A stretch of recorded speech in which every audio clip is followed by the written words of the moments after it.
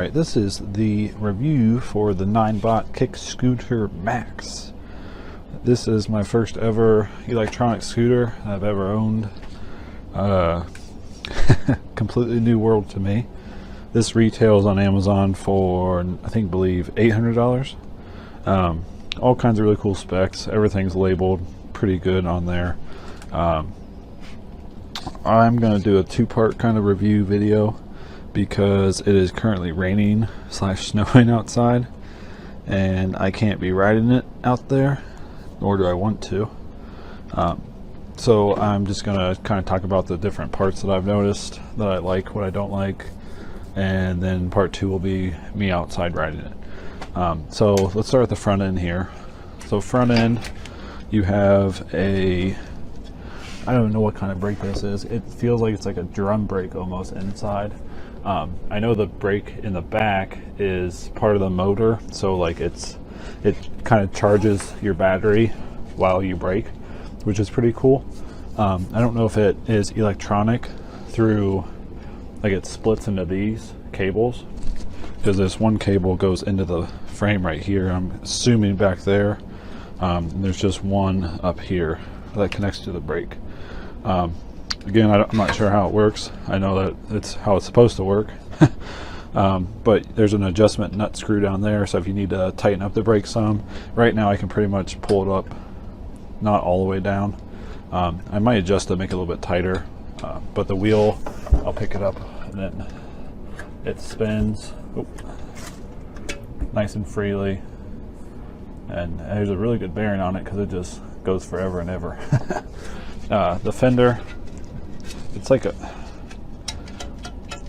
a really thin metal, almost like plastic. This coating's nice and smooth. Feels, again, I can't really tell what material it is. The fork up top here, that's all kind of like roughened texturized steel, which feels really nice and sturdy. The welds up here look really nice. It's all just put together really well. The tires are nice and firm and stiff. I haven't checked them PSI wise, but they feel super sturdy. The booklet said 35 PSI, so I believe that. Up here is the locking mechanism for the folding mechanism. It's a double locking feature, which is really nice. Well, kind of triple, because it clicks onto the rear fender here, so it locks. You're supposed to carry it right in the middle here. This thing is pretty heavy. It's about 45 pounds. Two hands, easy to grab, or like easy to carry. One hand's a little bit more difficult. I wouldn't want to carry this up lots and lots of flights of stairs, but you could. You get stronger at it, I guess. But you just move that little catch lever back here. You stand it up. I'm on top of my work table, so I'm trying not to knock anything off, which I just about did. But while you're setting this up, you can kind of tell it doesn't want to stay up unless you grab onto this locking mechanism, snap it back, hard snap, and then I don't know if you'll be able to see this without me flipping this thing around. So there is a kind of a twist lever right here. You push that in, and now this can't be pulled out. Now the only damage I received kinda was on that corner right there. It's pretty sharp, and it's bare steel or aluminum. I think it's steel, something shiny. So I'm gonna have to file that down, and I'm gonna have to put some paint on it so it doesn't start rusting there. But that's the only part that came damaged. Overall pretty good packaging wise. The box did have a couple holes in it. Hit my light. But that's as far as it goes unfolding it. Now I'm going to pop that back down. This is pretty stiff how it is now. I might loosen the bolt inside to make it a little bit easier, just because it's, that's not what I wanted to do. Oh well. So I'm going to fold that down, and I'm actually not going to lock this, so I can show you the underside of the scooter. Take the kickstand up, put it on its side. Okay, there's a closer look at the brake or the wheel. So you could put a lock if you're looking to lock this up. You can put a lock through there. Had to be a really skinny one though. The side of the scooter. There's a pretty not so good looking weld right there. Not terrible, but you can definitely see a big glob. Underneath, that's what I wanted to show you. This skid plate, really nice all the way around, has tons of screws on it. That thing's not going to come loose. The back, this is probably where I will, let me put this back on. Click that in, kickstand down on the other side. Move this over here now. So the back end, this is where I would put a lock through. I'll move this over here, go straight down.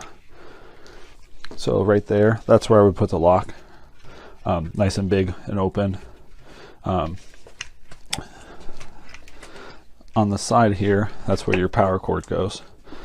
Now the 3-prong one, that's what came with the unit. There's another adapter in the book. I'm not sure where that is, but it says something about it's like an optional part. It's right here.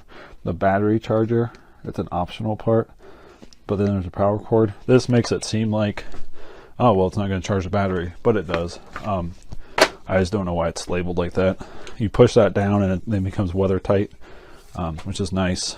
The back reflector, but then the back hubcap you can see is completely sealed because I think the brake's in there, and that's what kind of gets that recharge when you brake it in. The top of the handlebar, let's go there next. You have your light right there, super bright. It's like magnified glass in there. I don't know if you can see anything else. Oop. Might have to reposition this to kind of explain something else. But we'll look at the other side of the wheel, and you can kind of see right there, there's that wire that goes into the hubcap. So that's kind of why I'm thinking it's connected to that wire that goes up there. I can show you the display right here. So you got gas pedal, it has a nice spring. There's that clip that hooks onto the fender clip, your brake, and you have a bell. You just ring it both ways, super easy to do. The one thing I don't like about this is the back fender. Actually, it's just really loose. You're not supposed to stand on it anyways, but if that breaks or bends or something, it's connected into the whole floorboard, so I don't know how you'd go to replace that. But anyways, power on, push that once, then down below you have your battery meter. Double click to change settings. I don't know what the difference between eco, regular drive, and sport mode is. I know that's what they're called. Click once for the headlight though. Now I'll show you the headlight. So the headlight's on. It's really bright.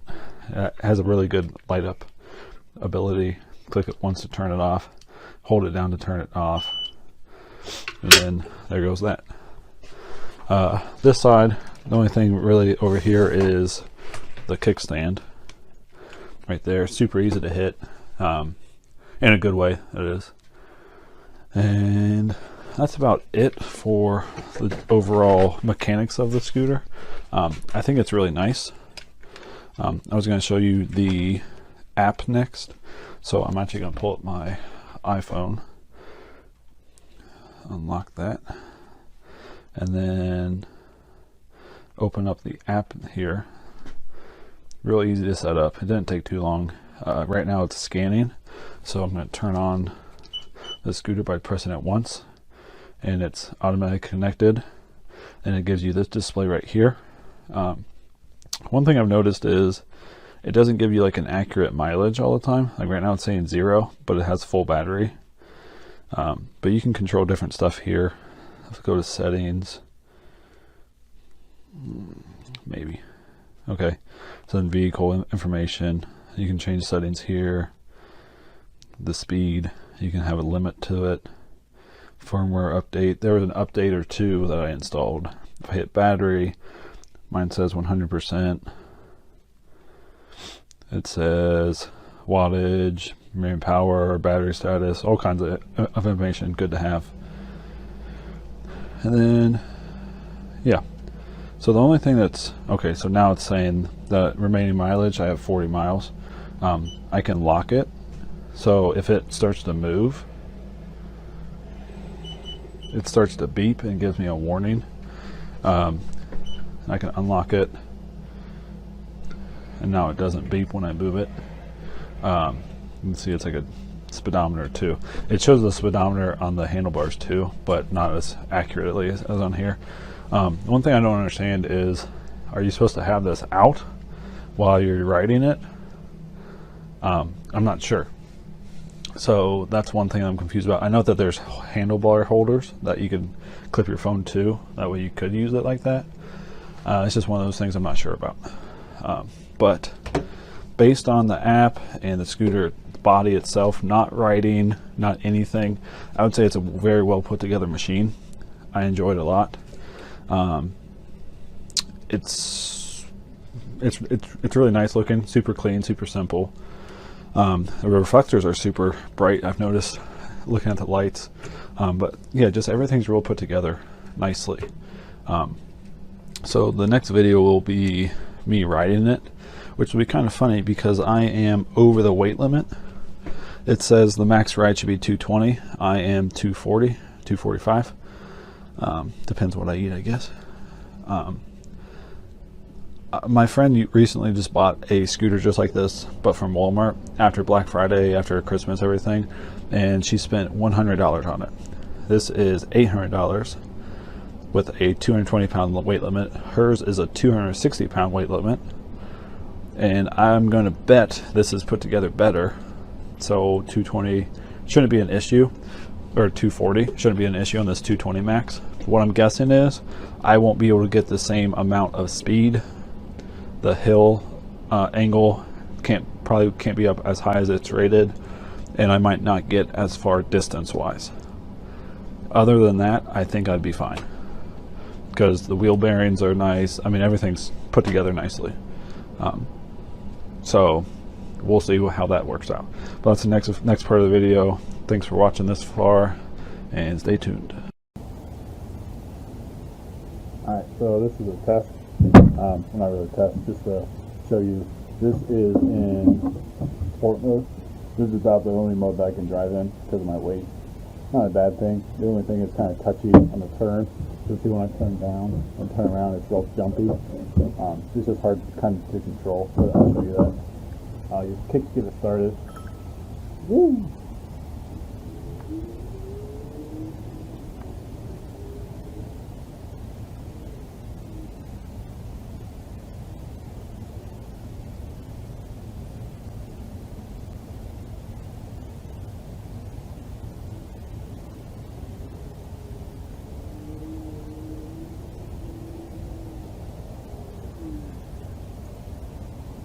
So going down the hill, or driveway, it's like a 5-degree hill. I hit 12 miles per hour before I got to the street. You see coming back, turning around, is a little bit jumpy. Maneuverability otherwise is really good. Long straightaways, really good. You can turn around in a driveway like I did, or like what I'm on now. I did not turn around in the street, but pretty good.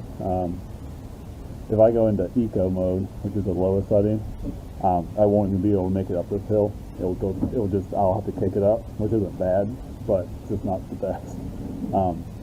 The other setting is drive. I can hit like 4 miles per hour coming up without stopping, but sport I can probably hit 10 coming up. Not much else to say. The brake flashes. It's great. I like it. It can put me up our street, which is more like a 30-degree hill, and everything only gets up to 10, but that's better than walking up it. That's what I need to. But that's it for the review. I don't have any complaints. I mean, this thing's awesome. Battery life's good. I'm just now flashing the first bar, and I've been riding for, I don't even know, half an hour at least. So it's gonna last. I'm like out in sport mode with my 240-pound frame riding it. Goes over bumps kind of rough, but I mean, there's no suspension or anything. I'm sure if I was lighter, it would be a little bit easier. But so far, so good. Thanks.